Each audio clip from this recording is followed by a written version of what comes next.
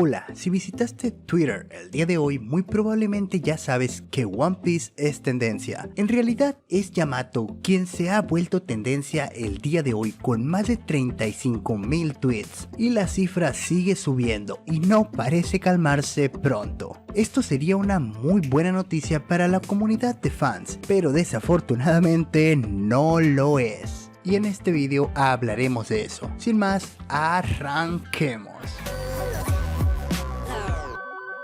Para empezar, démosle un poco de contexto a toda la polémica que se desató en Twitter debido a Yamato. Hace nada se ha liberado la Vibra Card de Yamato. En ella pudimos encontrar algunos datos de Yamato, como lo son que su género es femenino, su cumpleaños es el 3 de noviembre, que tiene 28 años, mide 2 metros y 63 centímetros, su tipo de sangre es F y sus comidas favoritas son el oden y el salmón. Hasta aquí todo bien, ¿verdad? Pues algunas personas en Twitter no pensaron lo mismo. Exigían que Yamato debería de ser hombre, es decir, una mujer trans. Pero las cosas fueron escalando y las tonterías que decían también.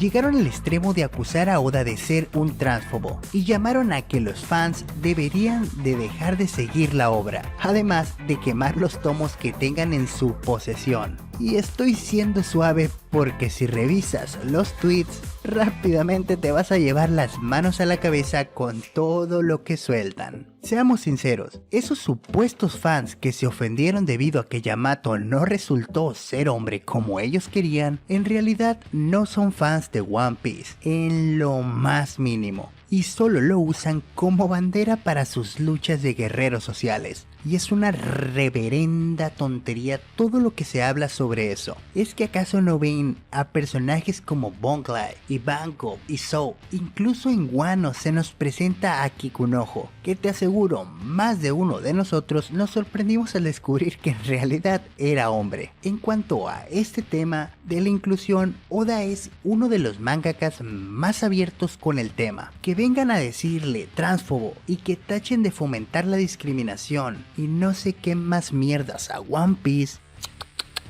Bien, como te decía, todo ese tema de algunos de la comunidad LGTBIQ y más, y Yamato francamente es forzado y apesta a alguien buscando atención. Y un momento, que no se diga que la transfobia no es un problema real, pero claramente están forzándolo en esta ocasión. Si fueran fans de One Piece entenderían que Yamato no se refiere a él mismo en masculino por su identidad sexual, sino por el trasfondo del personaje. Para eso tendrían que seguir la serie y entenderla. Ya sabes, al final Yamato admira tanto a Kozuki Oden que quiere ser él. Eso no tiene nada que ver con su sexualidad. Más allá de eso, Yamato es un personaje muy interesante que Oda está trabajando. Y lo siguiente, más a manera de conclusión propia, pero Yamato existe para representar la búsqueda de uno mismo. En eso, Oda está trabajando muy bien. De hecho, uno de estos días haré un video hablando de Yamato como personaje y del gran trabajo que Oda ha hecho en él. Claro, si excluimos que es Nami con el cabello blanco. Dejando las bromas de lado, me disculpo con las personas que suelen seguir mi contenido por traer un tema tan tóxico, pero me molestó demasiado leer tanta tontería en Twitter y tenía que dejarlo salir. Espero no tener que volver a traer algún tema de estos, pero bueno, uno nunca sabe. Ahora, si eres nuevo por acá,